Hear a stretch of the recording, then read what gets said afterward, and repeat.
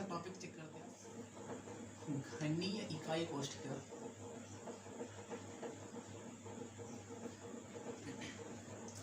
और इसको simple cubic unit cell भी कहते हैं।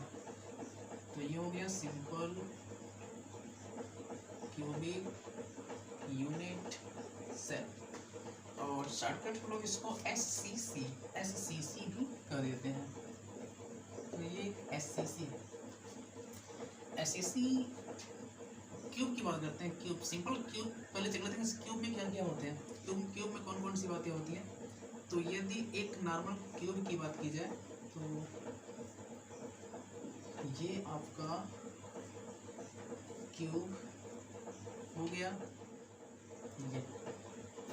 और यदि विदाउट SCC ओनली क्यूब की बात की जाए तो उसमें क्या होता है, चाहे जो एक क्यूब होगा उसमें 8 तो कोने होते हैं। तो ये 8 कोने हैं, और हम लोग केमिस्ट्री में चेक करेंगे तो इन 8 कोनों पर जो एक पॉइंट बनाया गया हम लोग इसको एटम्स कहेंगे, और यही पार्टिकल्स जैसे सॉलिड फॉर्म होता है। तो SCC को अगर अभी ना देखा जाए, सिंपल क्यूब को देखा जाए तो इसमें 8 कोने होते हैं। तो ये कोने हैं। वैसे कोने को कार्नर बोलेंगे या तो वर्टाइसेस कर देते हैं। और कोई भी क्यूब होगा वो चाहे जो SCC, BCC या FCC, वैसे तो भी SCC है। और सिंपल हम लोग केवल क्यूब की बात कर लेते हैं। तो क्यूब में तो कोने हो गए, ये 8 होते हैं, ये तो सबको पता। और यहाँ पर ये इसको फेस बोलेंगे। ये जो टोटल दिख रहा है ये फेस है, ये एक फेस है। और ऐसे करके एक क्यूब में पूरे 6 फेस होते हैं। एक ये वाला फेस हो गया, एंड ये सेकेंड फेस, एंड ये थर्ड फेस होगा, और ये चौथा हो गया। एक फ्रंट फेस ये वाला हो जाएगा, और एक बैक वाला फेस। तो अगर एक क्यूब की बात की जाए, छोटा मोटा क्यूब की बात की जाए, तो क्यूब में पूरे जो होते हैं वो 6 फेसेस होते हैं। तो हम लोग इसको फेस फलक बोलते हैं, फलक। और ये है फेस, और इनकी संख्या जो होती है वो 6 होती है। और अगर क्यूब की बात की जाए तो क्यूब में और क्या होता है, इसके अलावा ये जो है ये लाइन, ये जो कोने, एक जो कॉर्नर था, इस कॉर्नर से लेकर के यहाँ तक जो कॉर्नर है, यहाँ पर एक लाइन है। ये जो लाइन है ये इसका किनारा कहलाता है, इसको किनारा। और इसको इंग्लिश में एज बोलते हैं, ये एज है। और किसी एक क्यूब में जो एज होता है ये टोटल 12 होता है। मैं टिक कर दे रहा हूँ। एक तो ये आपका हो गया एज 1 2, एंड ये 3 4, ये 5 6 7 8, एंड 9 10 11 12। तो टोटल ये जो होते हैं ये 12 होते हैं। ये हो गया 12। तो बस इतनी छोटी सी बात है कि कोई अगर क्यूब होगा तो उस क्यूब में जो कोने होते हैं वे 8 होते हैं, और यहाँ पर जो फेसेस होता है, इसका जो फलक होता है वो 6 होता है, और जो ये किनारे होते हैं ये होते हैं 12 होते हैं। तो ये एक नॉर्मल क्यूब है। हम लोग सॉलिड स्टेट में क्यूब के बारे में बहुत ज़्यादा चेक करना, हमको क्यूब ही क्यूब देखना हमेशा, क्योंकि हमको यूनिट सेल पढ़ना है। यूनिट सेल जो है ना वो क्यूब से संबंधित है। तो यहाँ सिंपल सा है एक क्यूब, इसके बारे में जान लीजिए। क्यूब फॉर्म कैसे हो रहा है, यहाँ पर इस टाइप से बनाए गए, और यहाँ पर क्यूब में जो होते हैं कोने वे 8 होते हैं, किनारा जो होता है वो 12 होता है, एंड फलक जो होते हैं वो 6 होते हैं। और अब यहाँ से टोटल जो जर्नी है वो स्टार्ट होगी। नॉर्मल अगर देखा जाए तो सिंपली ना, जो इसके जो थियरियाँ हैं बहुत लंबी चौड़ी हैं, लेकिन सिंपल हम लोग शॉर्टकट चेक करेंगे, क्योंकि हमको एग्ज़ाम को क्रैक करना है। नॉर्मल चेक करेंगे, मैक्सिमम जो क्वेश्चन बनते हैं उसको चेक करेंगे कि क्वेश्चन कहाँ से उठेंगे, और डायरेक्टली हम लोग वही चेक करेंगे जो अधिकतम एग्ज़ाम में आते हैं। तो उस टाइप से यहाँ पर वो कवर किया जाएगा, और ज़्यादा से ज़्यादा जितना होगा वो ज़्यादा प्रैक्टिस वाली बात यहाँ पर ज़्यादा होगी। तो ये तो एक क्यूब की बात हो गई। हम लोग चेक करते हैं SCC यूनिट सेल का पहला पॉइंट, जो कि SCC, BCC और FCC सरल घनीय कोशिका है। हम लोग तो भी इसको चेक करेंगे। इसके अलावा BCC और FCC जो विशेष करके हमको पढ़नी है। तो SCC, अगर आप सिंपल क्यूबिक यूनिट सेल की बात की जाए तो किसको बोलेंगे, केवल एक सिंगल की बात करते हैं। SCC किसको बोलेंगे, तो नॉर्मल एक जो क्यूब होता है, नॉर्मल क्यूब एक जो नॉर्मल क्यूब होगा हम लोग उसको SCC बोल देते हैं। तो नॉर्मल क्यूब का मतलब क्या हुआ कि यहाँ पर प्रत्येक कोने पर केवल एटम रखे जाएंगे।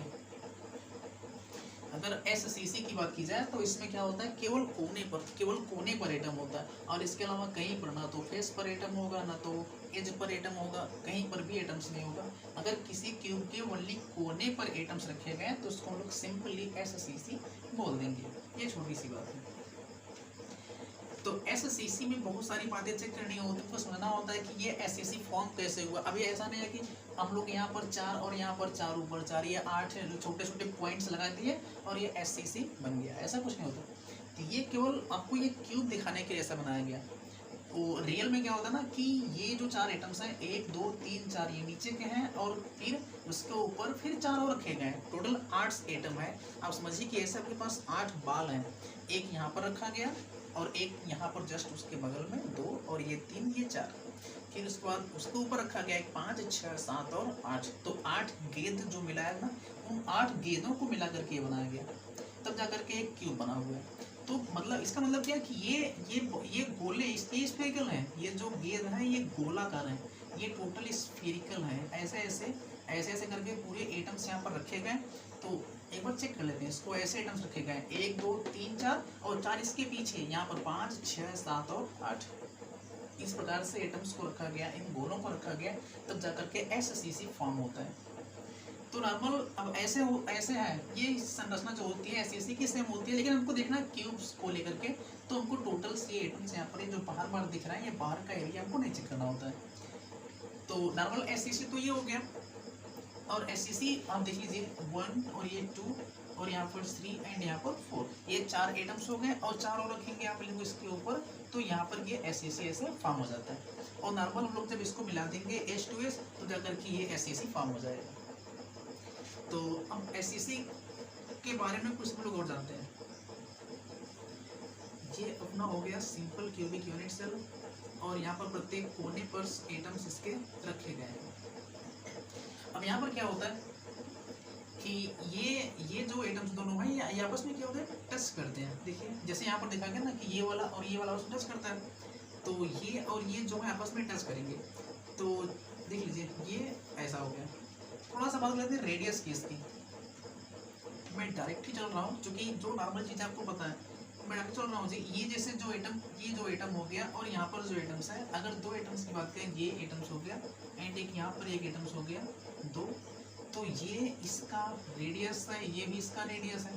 तो यहाँ पर भी ऐसा होता है, ये इसका रेडियस हो गया और ये इसका रेडियस हो गया, ये टोटल जो दूरी है। और हम लोग जो 2 परमाणु होते हैं उनके बीच में जो दूरी यहाँ पर है, क्या ये जो क्यूब है उसका जो टोटल एज है, एज ये किनारा जो होगा, इसकी जो लंबाई होगी, हम लोग उसको एज से दिखाते हैं, और इसको किनारे की लंबाई बोलेंगे। इसको किनारे की लंबाई बोलते हैं, मतलब ये एज लेंथ होगा।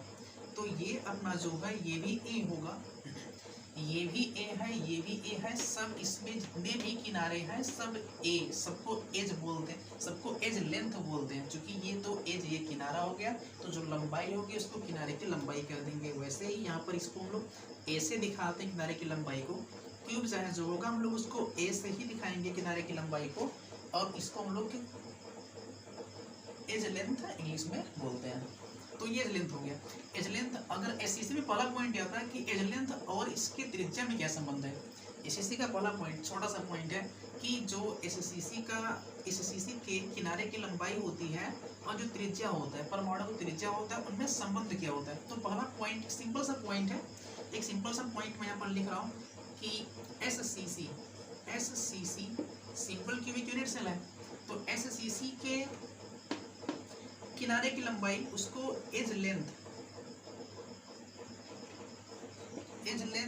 एंड रेडियस, एंड इसका जो रेडियस है, इन एज लेंथ एंड रेडियस में रिलेशंस क्या होता है, एज लेंथ और रेडियस में संबंध क्या होता है। तो नॉर्मल चेक कर लीजिए, देख लीजिए जो आपका ए है ये 2r के बराबर होता है। ये नॉर्मल सा एक इक्वेशन बन गया। अब a इक्वल टू 2r, अगर आपको r का मान पूछा है तो a/2 हो जाएगा। इतना छोटा सा पॉइंट है, एग्जाम में सवाल यहाँ से उठते हैं। आपको दे देगा कि SCC के लिए यदि त्रिज्या का जो मान है वो यहाँ पर दे देगा कुछ 20 या 25 पिकोमीटर, तो एज लेंथ बताइए। या तो आपको एज लेंथ देगा तो रेडियस पूछ लेगा। तो नॉर्मल सा कंडीशन एससीसी के लिए जो एज लेंथ और रेडियाई में संबंध होता है वो एज इक्वल टू 2r होता है या r इक्वल टू a/2। ये पहला पॉइंट है। छोटा सा point, edge length and radii में संबंध क्या होता है, तो a इक्वल टू 2r या r equal to a/2। Okay, check करते हैं आगे। एससीसी की ही बात कर रहे हैं, केवल एक अलग से पॉइंट लिए हैं एससीसी। अब इसमें कुछ भी हम लोग मिक्स नहीं करेंगे, ओनली एससीसी। चलते हैं आगे। तो ये तो एससीसी का एज लेंथ और रेडियाई में संबंध हो गया, जो क्या मिला था, a इक्वल टू 2r या r इक्वल टू a/2। एक पॉइंट और है, ये तो पहला पॉइंट हो गया। सेकेंड पॉइंट, एक जो आप लोग देखे होंगे, अगर जो लोग पढ़े हैं वो लोग देखे होंगे कि उपसह संयोजन संख्या, समन्वय संख्या एक बात आती है, उपसह संयोजन संख्या, उपसह संयोजन संख्या, और ये हम लोग इसको कोऑर्डिनेशन नंबर, कोऑर्डिनेशन नंबर बोलते थे। कोऑर्डिनेशन नंबर इसको बोलेंगे, या तो इसी को बोलते हैं समन्वय संख्या। तो ये जो समन्वय है क्या, तो ये तो बहुत सिंपल है कि कोई भी एक जो परमाणु होते हैं, अब देखिए परमाणु इसमें 8 है पूरे। अब एक जो परमाणु होता है ये वाला, चाहे जो मान लीजिए ये लीजिए, चाहे ये, चाहे जो लीजिए। अब इसमें जो एक परमाणु, ये जो एक पार्टिकल्स है, ये जो एटम है ना, ये जितने को टच करेगा, जितने को ये छू सकता है, बस जितने को स्पर्श करेगा, उसी संख्या को बोलेंगे उपसहसंयोजन संख्या या तो समन्वय संख्या। छोटा सा पॉइंट है कि कोई एक परमाणु जितने अधिकतम परमाणुओं को छू लेगा, बस उसको बोलेंगे समन्वय संख्या या उपसहसंयोजन संख्या। तो इसमें अगर इसकी बात की जाए एससीसी में जो कोऑर्डिनेशन नंबर आता है, जो CN का मान आता है वो 6 आता है। मतलब क्या कि एक जो परमाणु होगा वो आपस में 6 परमाणुओं को टच करेगा। और यही बात चेक कर लेते हैं आज बढ़िया से कि एससीसी का जो कोऑर्डिनेशन नंबर है 6 कहाँ से आ गया। इसको चेक करते हैं, एससीसी को बनाते हैं और वहाँ पर चेक करते हैं कि एससीसी में कोऑर्डिनेशन नंबर 6 कैसे आएगा। अगर ये एक परमाणु है तो ये 6 को कहाँ टच कर रहा है, इसकी बात करेंगे तो ये एक यहाँ पर टच कर रहा है, एक यहाँ पर टच कर रहा है, एक यहाँ पर टच कर रहा है, 3 ही टच कर रहा है, 6 कहाँ से आ गया। तो हम इसकी बात कर लेते हैं, बढ़िया से चेक करते हैं कि ये 6 कहाँ से आएंगे। एससीसी में कोऑर्डिनेशन नंबर 6 आता कैसे, देख लेते हैं इसको। हम लोग एक छोटा सा क्यूब यहाँ पर बना लेते हैं पहले,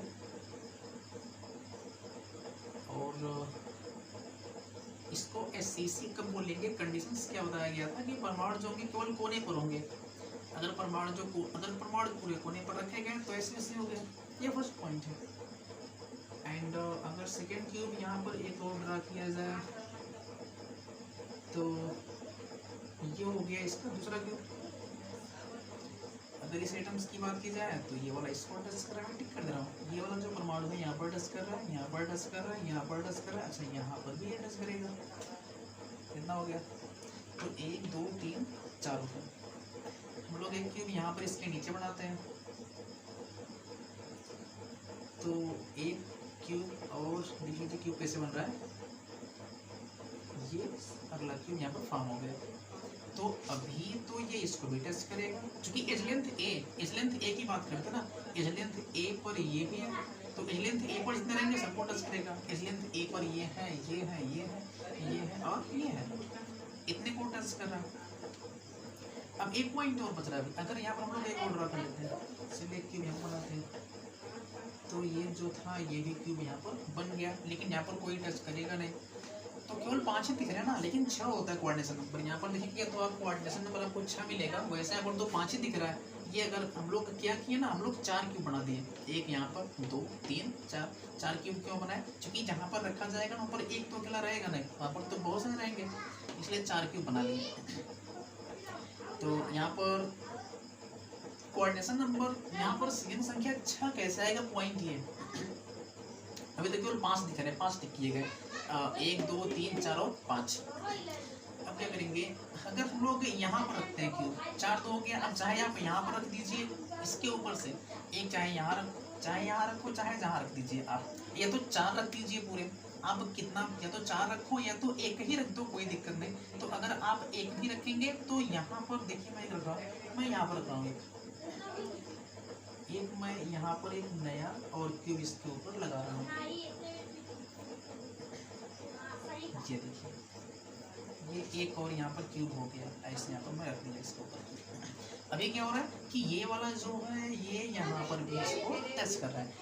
अब यहाँ पर एक लगा दीजिए, यहाँ पर लगा दीजिए, यहाँ पर लगा दीजिए, कोई फर्क नहीं पड़ने वाला, क्योंकि कोना तो एक है ना। जैसे चार देखिए, यहाँ पर ये मेन पॉइंट है, हम लोग यहाँ पर देखिए, यहाँ पर भी तो चार क्यूब टच कर रहे हैं, ये 2 3 4, लेकिन कोने पर जो होगा वो तो सिंगल ही माना जाएगा, इसलिए यहाँ पर जो होंगे ये भी 4 रखेंगे आप, फिर भी केवल एक ही माना जाएगा। तो टोटल ये हो गए 8, और यहाँ पर जो सेंटर वाला जो था वो 8 को, ये 6 को टच कर रहा था, जो 6 को टच कर रहा था, इसलिए सेंटर वाला कितना आएगा, 6 आ जाएगा। तो सिंपल क्यूबिक यूनिट सेल में एससीसी में अगर कोऑर्डिनेशन नंबर चेक किया जाए तो कितना आता है, वो 6 आता है। और कैसे आएगा, क्योंकि आपको करना क्या है, एक एससीसी नहीं लेंगे आप, सरल घनिक या कुछ को पूरे 4 8 ले लेंगे। पहले तो 4 रखेंगे आप माचिस के डिब्बे की तरह, और 4 उसके ऊपर लगा देंगे आप, ठीक। उसके बाद सेंटर पॉइंट को आप एक पॉइंट मान लेंगे कि मेन परमाणु जो है आपका एटम जो है वहाँ पर रखा गया, और प्रत्येक कोने से लकीर खींचेंगे तो पॉइंट आपको 6 मिल जाएंगे। एक यहाँ पर मिलेगा, एक जस्ट उसके सामने, ये हो गया, फिर एक ऐसे मिलेंगे और ऐसे मिलेंगे, तो टोटल 6 हो जाएंगे। और इसको अगर एक नॉर्मल वे में देखा जाए, नॉर्मल तरीके से देखा जाए, तो ये बहुत ही आसान है कि कोऑर्डिनेशन नंबर जो होता है वो 6 कैसे आता है। तो यहाँ पर से एक यहाँ पर टच कर रहा था, मैं यहाँ से इस पॉइंट की बात कर रहा हूँ, ये पर टच कर रहा था, और यहाँ से अब इसके जस्ट नीचे उतने ही एज लेंथ पर यहाँ पर टच कर रहा है, तो एक यहाँ पर हो गया, ये हो गए 2। एक देखिए यहाँ पर टच कर रहा है, ये हो गया, और इतने ही एज लेंथ पर एक यहाँ पर टच कर रहा था, तो ये यहाँ पर चला गया। अब एक यहाँ पर टच कर रहा है, और सेम इतने ही एज लेंथ पर एक यहाँ पर टच करेगा, तो ये पूरे 6 हो गए। एक ऐसे है, फिर ऐसे, फिर ऐसे, यहाँ पर चेक कर लीजिए, पूरे 6 होते हैं। तो एक जो परमाणु होता है कोने का वो 6 को टच करता है, इसलिए एससीसी में जो कोऑर्डिनेशन नंबर आएंगे 6 आएंगे।